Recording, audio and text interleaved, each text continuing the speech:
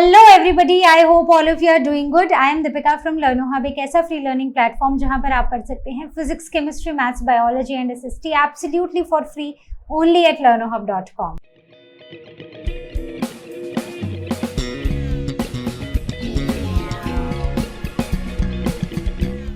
तो आज का सेशन भी हमारे प्रीवियस सेशन का ही कंटिन्यूएशन है, जहां पर आज हम चैप्टर अर्बनाइजेशन को कंक्लूड करने वाले हैं।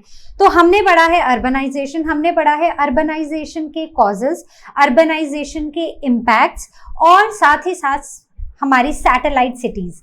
तो आज का जो सेशन है उसमें हम स्मार्ट सिटीज पढ़ेंगे। So without wasting any time, let's get started.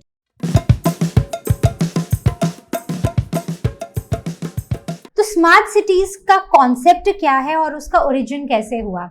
तो अगर हम अर्बनाइजेशन और स्मार्ट सिटीज को एक दूसरे के साथ लिंक करें तो हम कुछ ऐसा बोल सकते हैं कि अर्बनाइजेशन का एक रिजल्ट जो है वो रहा है द पुअर रीजनल प्लानिंग।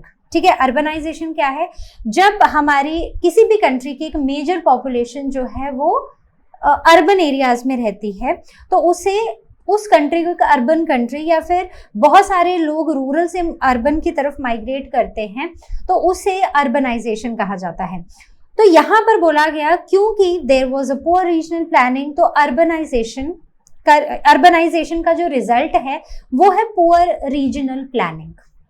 ठीक है, तो अब इसमें क्या हुआ कि हमने ये पढ़ा था कि स्मार्ट सिटीज होती है, एक मेन सिटी होती है, उसके साथ अटैच्ड कुछ और सिटीज होती है जिन्हें हम सैटेलाइट सिटीज बोलते हैं। तो ये जो सैटेलाइट सिटीज होती हैं ये इनके साथ होती हैं बट इंडिपेंडेंट होती हैं और like they are self dependent and they are self sufficient. ठीक है, ये मेजर सिटीज पे अपनी डेवलपमेंट के लिए या किसी भी नीड, इनकी कोई भी नीड जो है वो इनसे पूरी नहीं होती है, राइट, या फिर इनके ऊपर ये डिपेंडेंट नहीं होती है। तो अब एक टाइम ऐसा आ गया कि ये जो पुअर रीजनल प्लानिंग थी इसको ओवरकम करने के लिए अब इन सैटेलाइट सिटीज को स्मार्ट सिटीज बनाने की जरूरत आन पड़ी। ठीक है, क्यों? ताकि एक सस्टेनेबल और ऑर्गेनाइज्ड अर्बन ग्रोथ हो सके। अब जब अर्बनाइजेशन हुआ तो अर्बनाइजेशन की वजह से पॉल्यूशन हुआ, पॉपुलेशन बहुत ज़्यादा बढ़ी, फिर बहुत ज़्यादा केओस, ट्रैफिक, एनवायरमेंटल इश्यूज, बहुत कुछ देखा गया। तो उन सब चीज़ों को अवॉइड करने के लिए, और प्लानिंग भी इतनी ग्रेट थी नहीं, तो उन सब चीज़ों को अवॉइड करने के लिए टेक्नोलॉजी और प्रॉपर प्लानिंग का यूज करके स्मार्ट सैटेलाइट सिटीज को स्मार्ट सिटीज में डेवलप करने का सोचा गया। तो what are smart cities if we talk about? So smart cities, these are the modern urban areas with advanced infrastructure, sustainable buildings and efficient communication system and strong economic potential. ठीक है, so these are the smart cities जिनका infrastructure advanced हो, जहां पर proper sustainable planning हो, building sustainable हो, efficient communication system हो और इकोनॉमिकल, जिनमें इकोनॉमिक पोटेंशियल भी हो। So the information technology is central to the city's infrastructure and essential services, improving the quality of life for residents. तो यहाँ पर IT का, इंफॉर्मेशन टेक्नोलॉजी का एक बहुत ही क्रूशियल रोल रहा है ताकि सिटी के इंफ्रास्ट्रक्चर को डेवलप किया जाए और असेंशियल सर्विसेज को भी बेटर किया जाए, राइट। तो जिससे लोगों की क्वालिटी ऑफ लाइफ और उनका जो लिविंग स्टैंडर्ड है वो भी इम्प्रूव हो। तो objective behind smart cities is to ensure the planned urbanisation होगी, लेकिन अब वो एक प्लान्ड वे में होगी, okay, that can accommodate future generations without harming the local environment and ecology। तो ये जो प्रॉपर प्लानिंग से अर्बनाइजेशन होगी, इससे हमारी फ्यूचर जनरेशन के लिए भी हम अकोमोडेट कर पाएंगे और साथ ही साथ वहाँ पर जो एनवायरमेंटल और इकोलॉजिकल प्रॉब्लम्स हैं, इकोलॉजी है वहाँ की, वो बिल्कुल भी अफेक्ट नहीं होगी। इसका एक बहुत ही अच्छा एग्जाम्पल है नवी मुंबई। ठीक है, तो ये मुंबई की ये थी सैटेलाइट सिटी, राइट। तो पहले ये सैटेलाइट सिटी बनाई गई थी, इस सैटेलाइट सिटी को स्मार्ट सिटी में कन्वर्ट किया गया। ठीक है, तो ये जो स्मार्ट सिटी है ये मुंबई की स्मार्ट सिटी है। अब यहाँ पर प्रॉपर प्लानिंग के साथ प्रॉपर इंफ्रास्ट्रक्चर का यूज करके यहाँ पर एक नई सिटी को डेवलप किया गया, और जिससे यहाँ पर ग्रीन स्पेस भी बहुत है, यहाँ पर लोगों के रहने के लिए भी अच्छी जगह है, यहाँ पर लोगों की हर बेसिक नीड भी पूरी हो रही है। सो this is how we like if we take an example of Navi Mumbai, so Navi Mumbai has developed from satellite city to a smart city with a proper planning. Okay, this is just one example of it. Now coming on to the origin of smart city concept, तो ये जो concept है smart cities का, ये originate कहाँ से हुआ? तो हुआ क्या कि 2008 में ग्लोबल इकोनॉमिक क्राइसिस आए, तो उस टाइम पर एक कंपनी, आपने नाम सुना होगा या ना भी सुना हो तो इन फ्यूचर बहुत सुनोगे, दैट इज IBM। तो उन्होंने स्मार्टर सिटीज का कॉन्सेप्ट इंट्रोड्यूस किया ताकि as a part of smarter planet initiative, तो मतलब कि हम प्लानिंग जो भी करेंगे प्लानिंग से करेंगे और अपने एनवायरमेंट और इकोलॉजी को डिस्टर्ब नहीं करेंगे। क्लियर? 2009 में ये वाला आइडिया जो है ना, ये काफी पॉपुलर हुआ, काफी कंट्रीज ने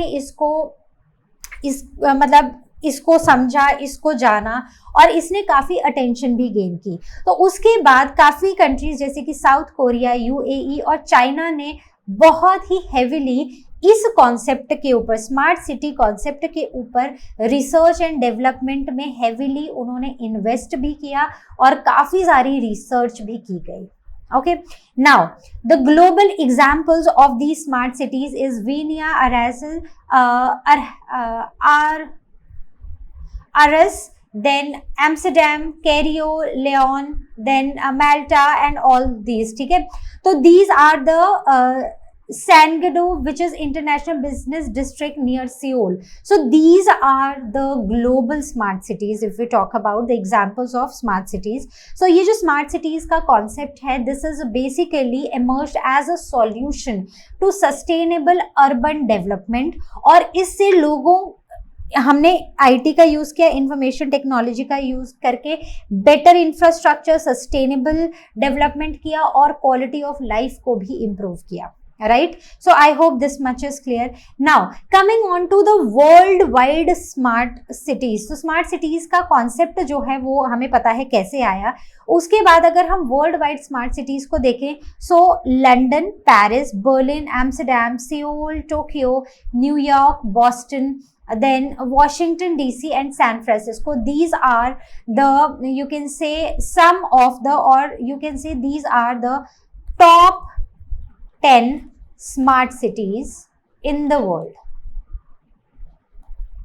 right? So these are the top 10 smart cities in the world, correct? Next, smart city mission of Indian government. तो इंडियन गवर्नमेंट ने भी एक बोल्ड इनिशिएटिव लिया, उन्होंने भी स्मार्ट सिटीज के कॉन्सेप्ट के ऊपर काम किया। तो इनका एक एम्बिशियस इनिशिएटिव रहा है by Indian government to transform cities into modern and sustainable urban spaces.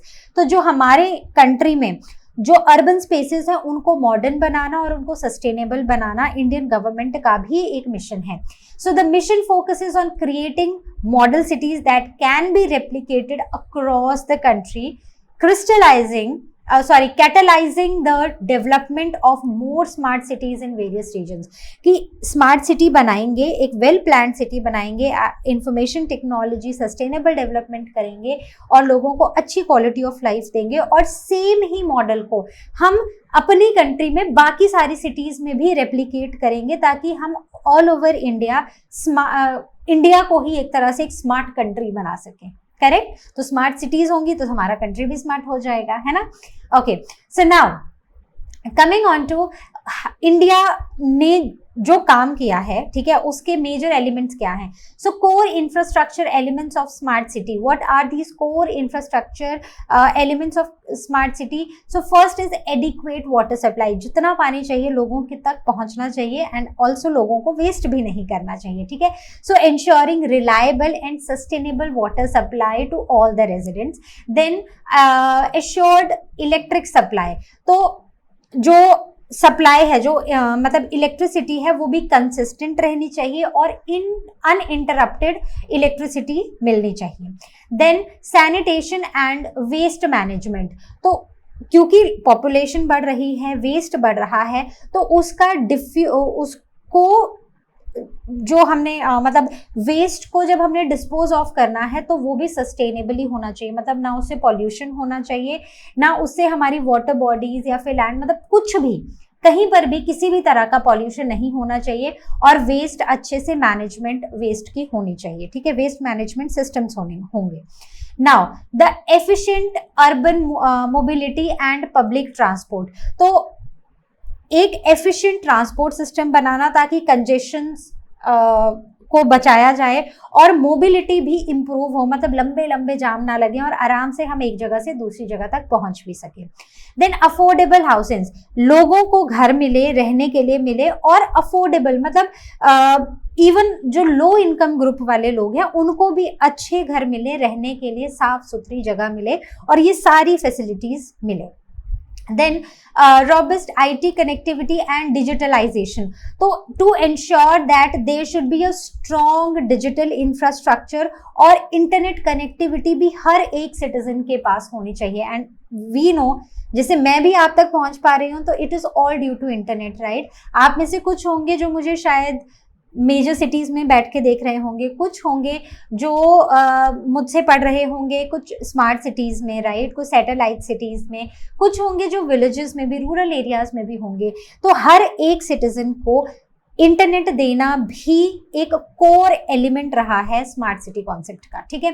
Then good governance and citizen participation, तो गवर्नेंस मतलब जो मैनेजमेंट हो वो भी अच्छी हो और सिटीजन्स का भी एक्टिव इन्वॉल्वमेंट रहना चाहिए, जिससे डिसीजन मेकिंग अच्छी होती है। मतलब अब आप बड़े होते जाएंगे, जैसे अभी तो आप घर पे हो, तो घर में कोई भी डिस्कशन होती है, आपके मम्मी पापा आपसे पूछते हैं कि क्या बताओ ये ऐसे करना चाहिए या ये नहीं करना चाहिए, या इसको करने का कोई और तरीका है। So you should be actively involve in that discussion. आपको ये नहीं कि मुझे क्या पता, आप खुद कर लो जो भी करना है, no, involve in those decisions where your parents want you to involve, जो आपके लेवल की discussions हैं बेसिकली उनमें, so that in future आप एक रिस्पॉन्सिबल और एक एक्टिव सिटीजन बन सको कंट्री के, करेक्ट। देन सस्टेनेबल एनवायरमेंट, तो हमें सिर्फ और सिर्फ डेवलपमेंट ही नहीं करनी है, हमें ये भी ध्यान रखना है कि जो हमारी डेवलपमेंट है वो सस्टेनेबल हो, एनवायरनमेंट को डैमेज ना हो और ना ही हमारे फ्यूचर जनरेशन की नीड्स किसी भी तरह से हैम्पर हो। तो यहाँ पर ग्रीन स्पेसेस ज़रूर होने चाहिए, मतलब पेड़ पौधे हर जगह होने चाहिए, और एनर्जी एफिशिएंट बिल्डिंग्स होनी चाहिए। Is that right? Okay, so these were some core infrastructure elements of a smart city. There are more like safety and security. तो अगर हम security और safety की बात करते हैं तो मतलब हर जगह हमारी सोसाइटी में there are women, there are children and there are elderly people as well. तो सबको एक सेफ जगह मिले रहने के लिए और वो बिना किसी डर के रह सके, वो भी एक स्मार्ट सिटी के अंडर ही ये एक उनका एक कोर एलिमेंट है, ठीक है। मतलब एक this is one of the core elements of smart cities.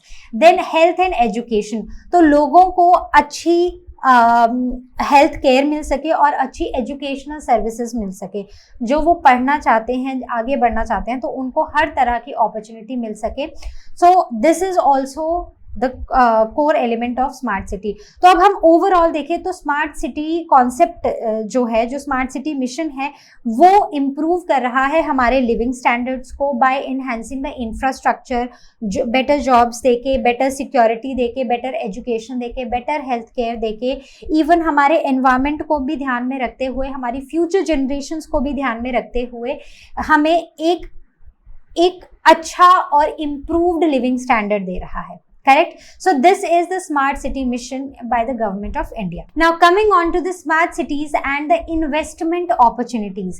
तो अगर हम smart cities और investment opportunities की बात करें तो special investment regions, that is SIRs, और special economic zones SEZs, right. So ये एक मतलब स्मार्ट सिटीज बनाना और इन्वेस्टमेंट अपॉर्चुनिटीज भी क्रिएट करनी पड़ेंगी।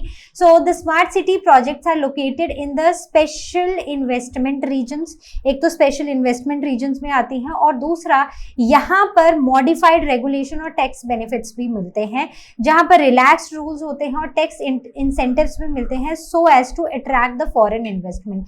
क्योंकि जितना भी स्मार्ट सिटी, अब देखो स्मार्ट सिटी बनानी है, so of course we need funds, right. और ये फंड्स कहाँ से आते हैं? गवर्नमेंट के पास इतने सारे फंड्स तो नहीं होंगे हर एक चीज के लिए। So these they come from the private developers and foreign investors, right. So majorly जो सिग्निफिकेंट पोर्शन है फंडिंग का ऑफ स्मार्ट सिटी प्रोजेक्ट्स, वो प्राइवेट डेवलपर्स से और फॉरेन इन्वेस्टर्स से ही आता है। तो इसलिए अट्रैक्टिव रीजन्स, अट्रैक्टिव इंसेंटिव्स हमें देने पड़ते हैं।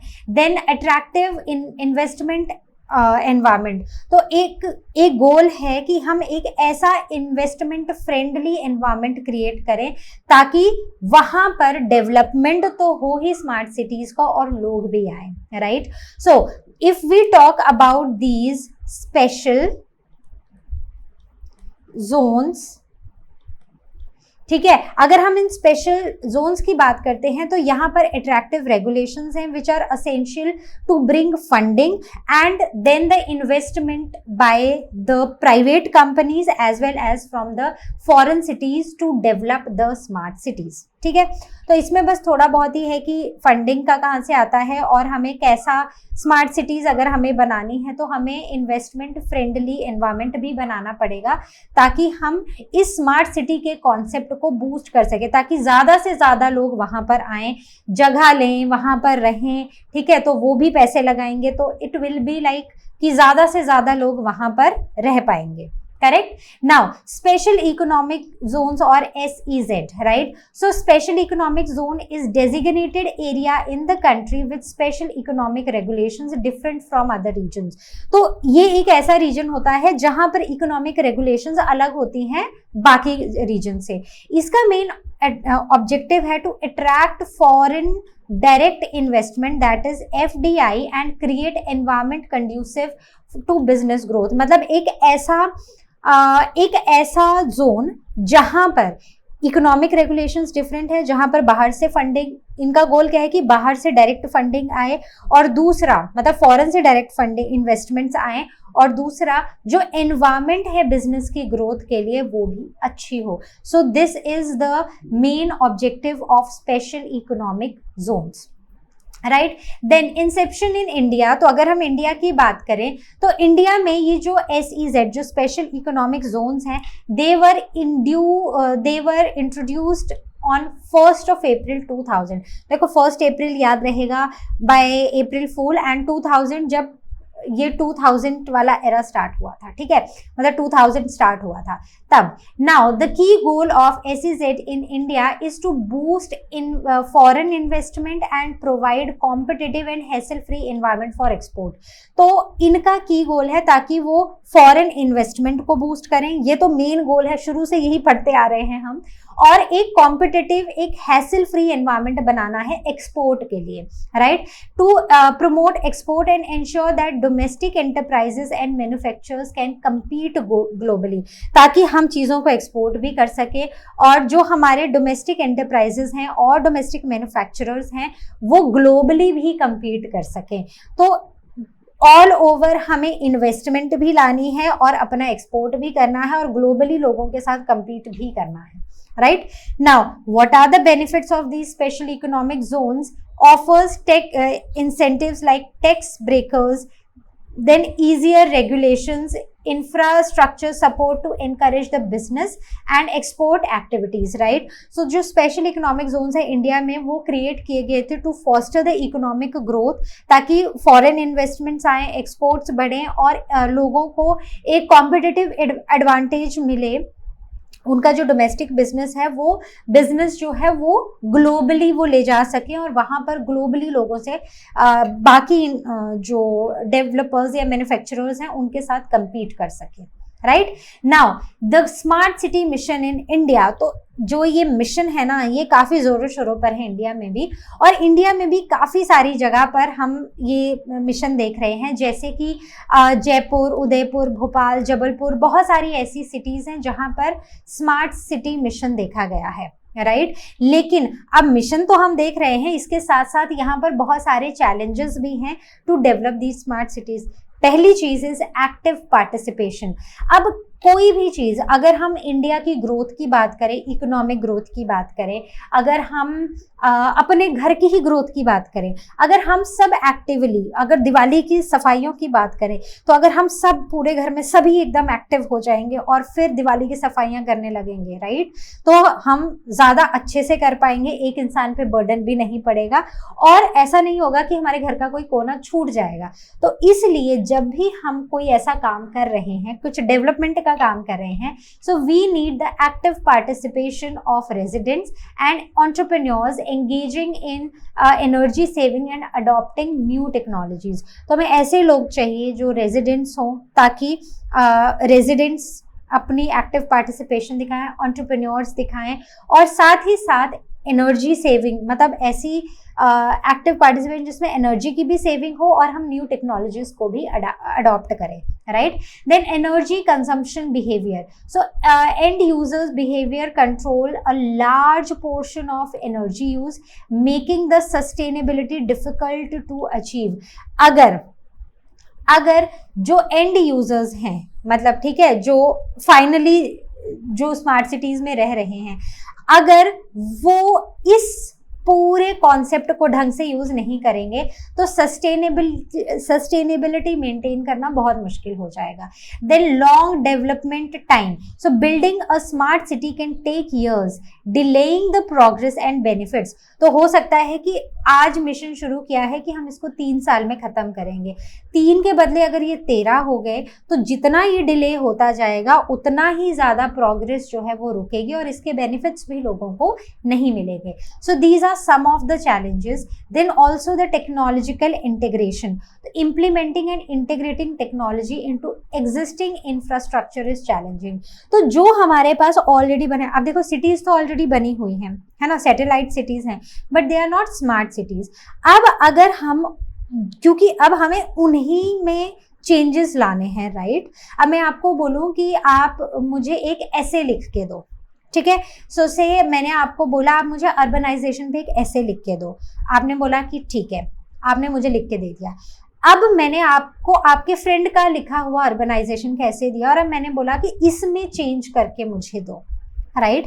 तो what do you think which is easier? अगर समझ नहीं आ रहा है कौन सा, तो एक बार करके देखना।